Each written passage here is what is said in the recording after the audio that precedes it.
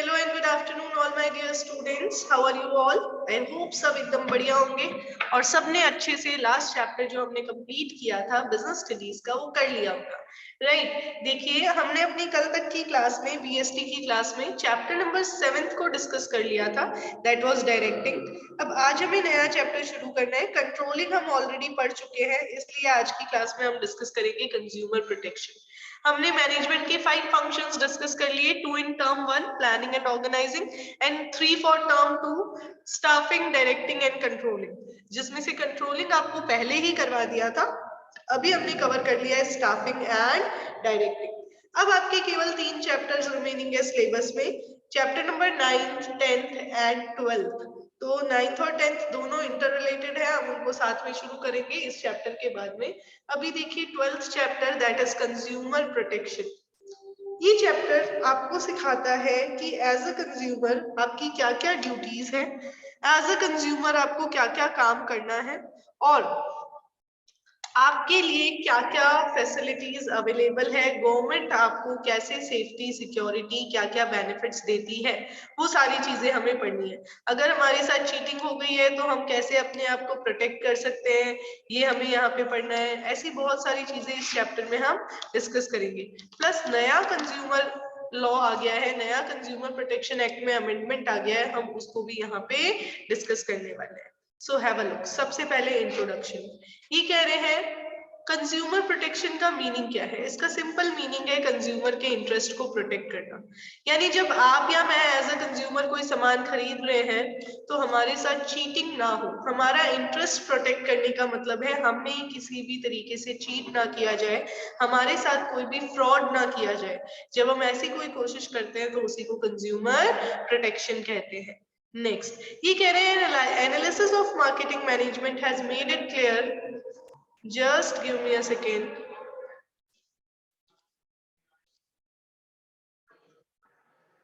So, an analysis of marketing management has made it clear that consumer is the kingpin in the market.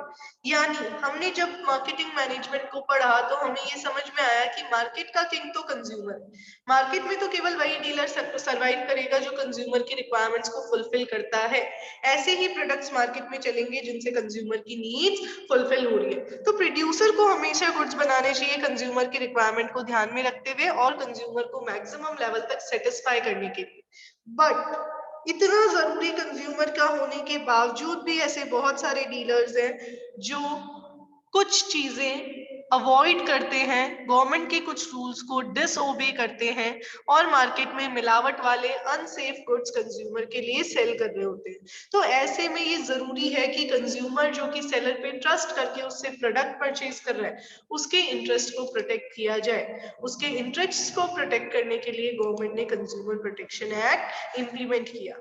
अब देखिए consumer protection act की importance क्या है। अगर मैं consumer के पॉइंट ऑफ व्यू से बात करूं तो ये एक्ट हमें क्या क्या फायदा देगा। नंबर 1, ये हमें इंफॉर्मेशन प्रोवाइड करेगा। अगर हमें नहीं पता कि हमारी क्या राइट्स है, हमारे लिए क्या रेमेडीज अवेलेबल है, तो consumer protection act will provide us the information.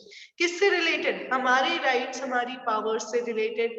ये हमें अवेयर कर देगा, हमें बताएगा कि if you are being cheated by any dealer, what are the rights available to you.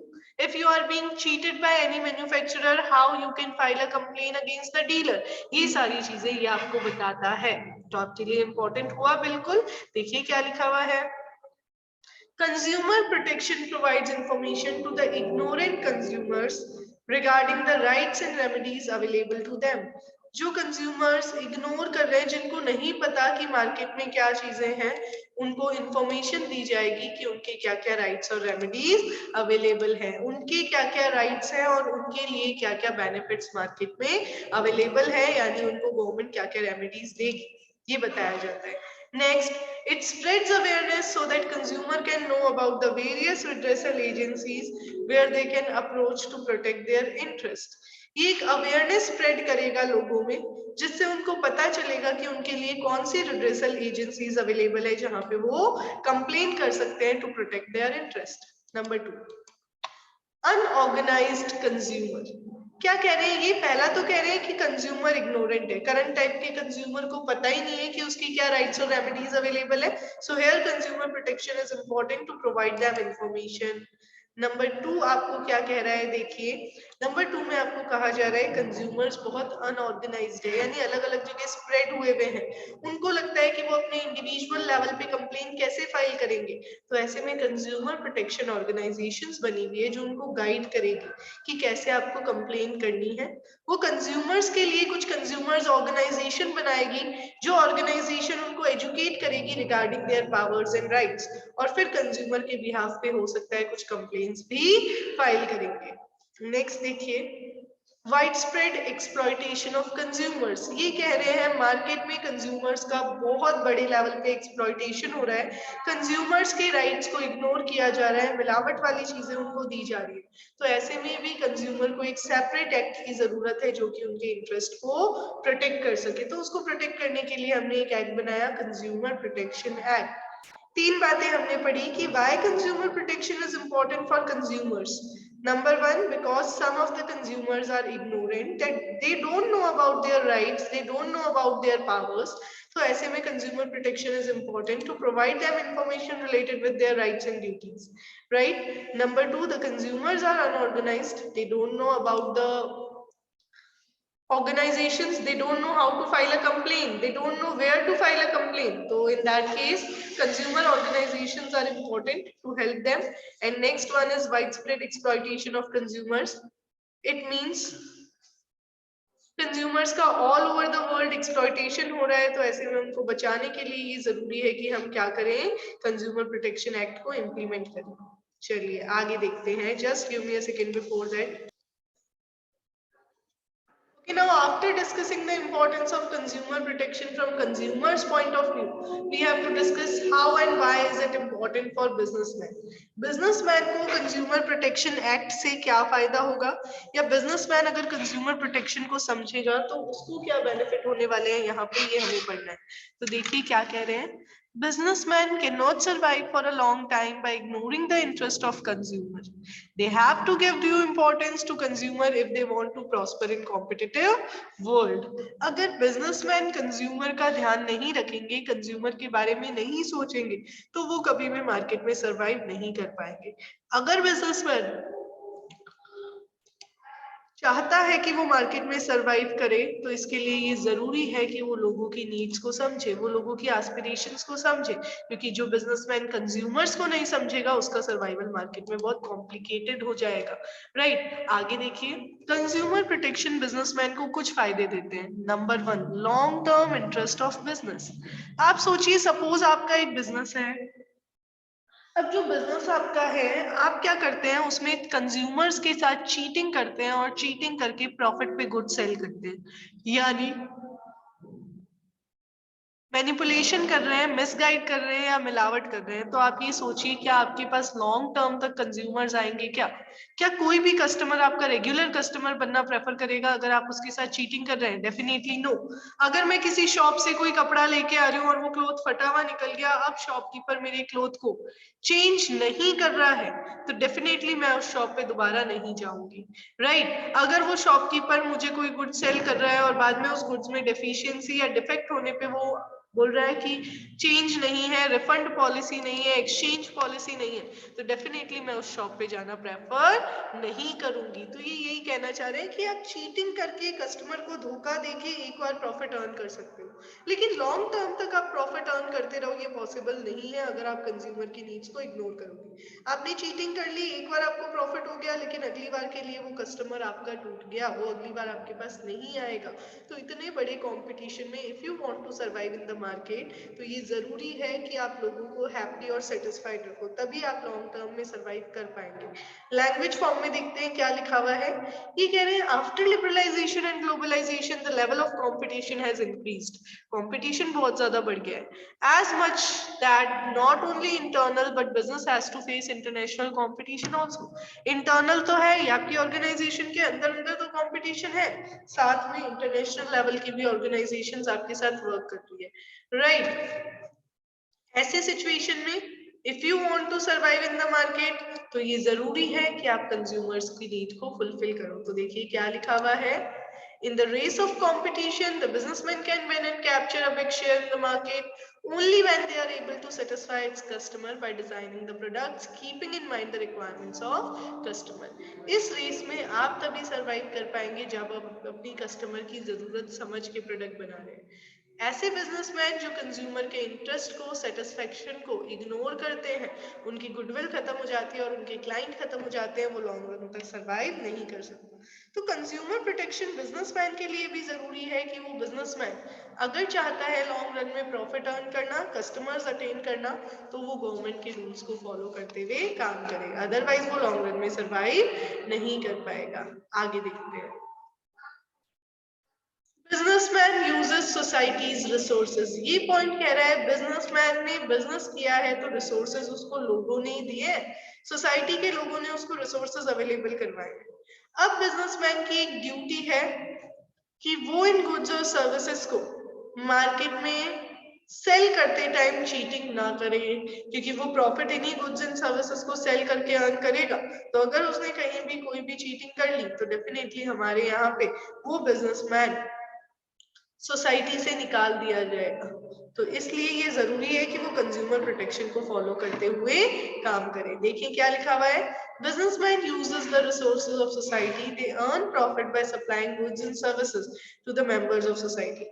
Society के रिसोर्स यूज किए, प्रॉफिट भी सोसाइटी के रिसोर्सेज को यूज करके अर्न किया। Businessman are merely trustee of resources. अब वो सिर्फ रिसोर्सेज के ट्रस्टी है, तो ऐसे में उनको रिसोर्सेज यूज करने चाहिए कंज्यूमर्स के बेनिफिट के लिए, कंज्यूमर के फायदे के लिए, जो कब होगा, जब वो कंज्यूमर प्रोटेक्शन एक्ट के अकॉर्डिंग चलेगा। Next point, social responsibilities. ये पॉइंट कह रहा है बिजनेसमैन ने बहुत सारी सोशल प्रॉब्लम्स क्रिएट की है, तो उसकी ये रिस्पॉन्सिबिलिटी है कि वो अच्छी क्वालिटी के गुड्स रीजनेबल रेट पे सोसाइटी को प्रोवाइड करवाए। अगर वो कंज्यूमर प्रोटेक्शन एक्ट को फॉलो करता है तो डेफिनेटली वो अपने गुड्स को रीजनेबल रेट पे कंज्यूमर्स को प्रोवाइड करवाएगा, जो कि बहुत ज्यादा जरूरी है। तो क्योंकि उसकी सोशल ऑब्लिगेशंस है, इसलिए ये जरूरी है कि वो अपनी सोशल रिस्पॉन्सिबिलिटी फुलफिल करे by following the Consumer Protection Act। देखिए क्या लिखा हुआ है, A businessman has social obligations towards various groups and consumer is one of the very important group। ये आपने 11th क्लास के 6th चैप्टर में पढ़ा है, right? It is the responsibility of businessman to provide quality goods at reasonable price। businessman की duty है। Consumer protection guides businessman to provide social responsibilities. तो first, second और थर्ड पढ़ लिए हैं हमने। नेक्स्ट देखिए मोरल और एथिकल जस्टिफिकेशन। ये कह रहे हैं एथिकली भी यही सही है कि बिजनेसमैन सोशली इल वर्क ना करे, सोशल वेलफेयर को प्रमोट करते हुए काम करे।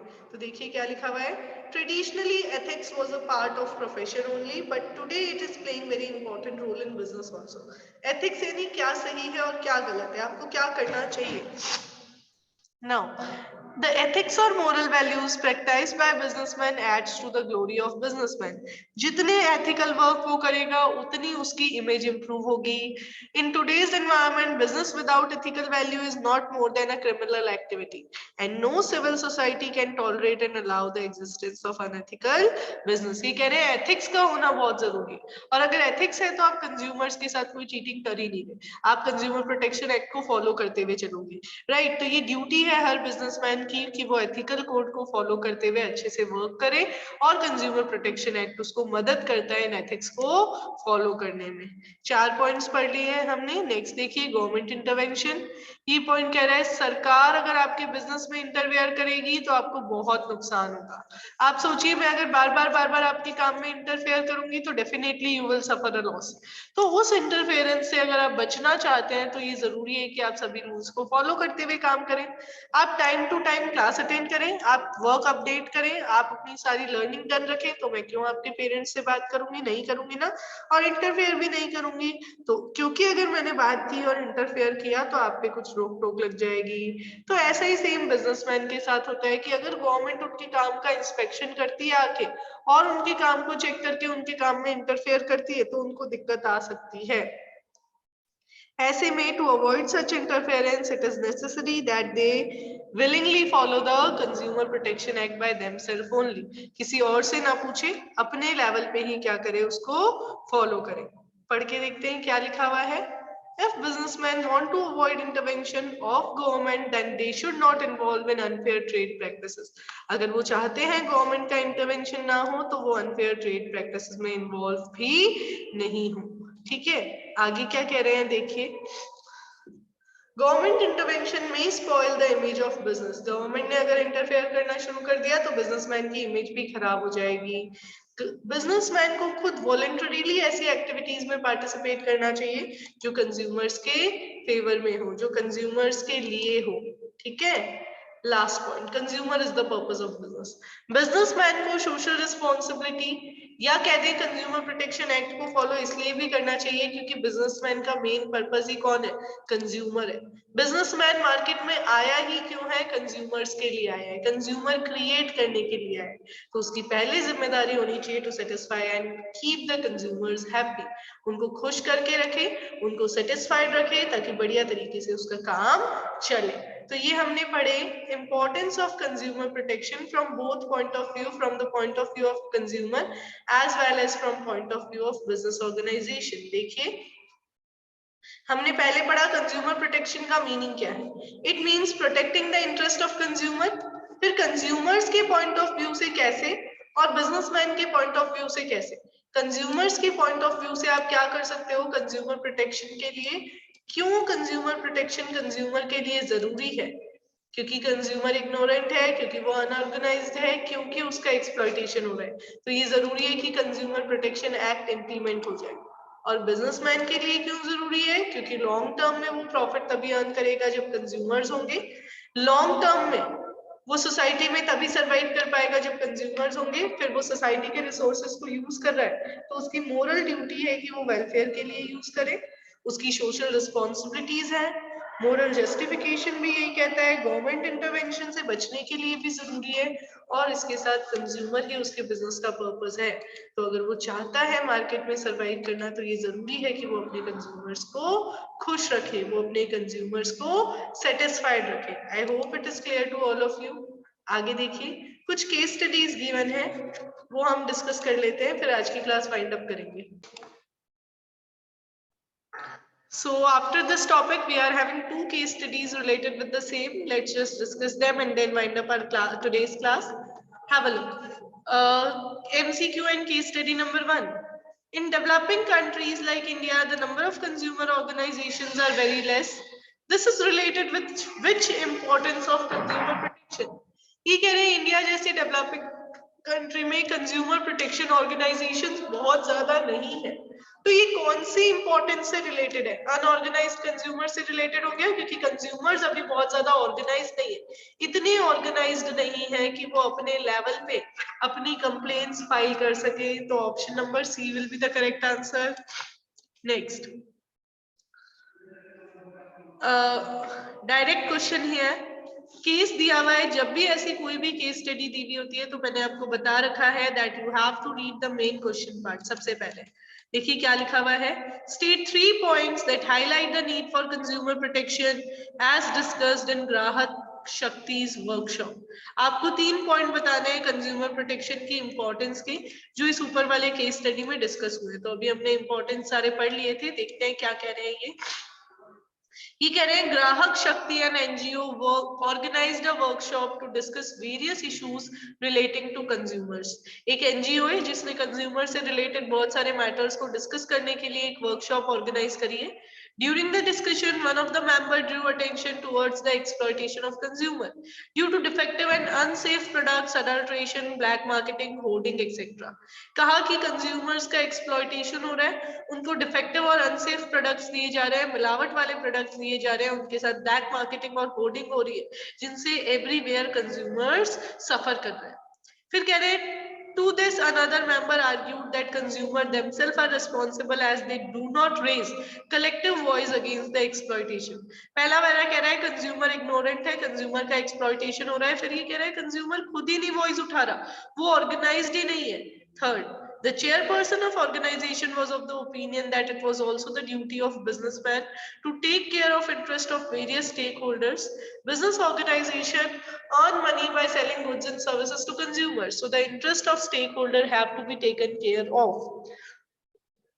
3 पॉइंट आपको पूछिए, दोनों के मिक्सचर के फॉर्म में आंसर आएगा। कंज्यूमर के पॉइंट ऑफ व्यू से 2 पॉइंट आ रहे हैं कंज्यूमर प्रोटेक्शन की इंपॉर्टेंस की। एक तो wide spread exploitation of consumer और एक आ रहा है अनऑर्गेनाइज्ड कंज्यूमर। कंज्यूमर का वाइड स्प्रेड एक्सप्लॉइटेशन हो रहा है, ज्यादा यही पॉइंट्स आ रहे हैं, राइट। ये यहाँ पे लिखा हुआ है, देखिए एक्सप्लॉइटेशन ऑफ कंज्यूमर्स, और यहाँ लिखा हुआ है नीचे कि consumers themselves do not raise collective voice, यानी वो ऑर्गेनाइज नहीं है। फिर ये आपको कह रहे हैं बिजनेसमैन, तो उससे रिलेटेड आ रहा है सोशल रिस्पॉन्सिबिलिटी ऑफ बिजनेस, कि कंज्यूमर बिजनेस की एक इम्पोर्टेंट सोशल रिस्पॉन्सिबिलिटी है। तो ऐसे में बिजनेसमैन की ये मोरल ड्यूटी है कि वो अपने कंज्यूमर्स को सेटिस्फाइड रखे, वो अपने कंज्यूमर्स को हैप्पी रखे, कंज्यूमर्स के बारे में सोचे। तो ये आपको बढ़िया तरीके से रीड कर लेना है और लर्निंग कर लेनी है, आज वाले टॉपिक के नोट्स बना लेने हैं। हम आगे पढ़ेंगे लीगल प्रोटेक्शन टू कंज्यूमर। अभी तक तो पढ़ा जाता था कंज्यूमर प्रोटेक्शन एक्ट 1986। अब इसी साल से आप पहला बैच है जो पढ़ेंगे कंज्यूमर प्रोटेक्शन एक्ट 2019।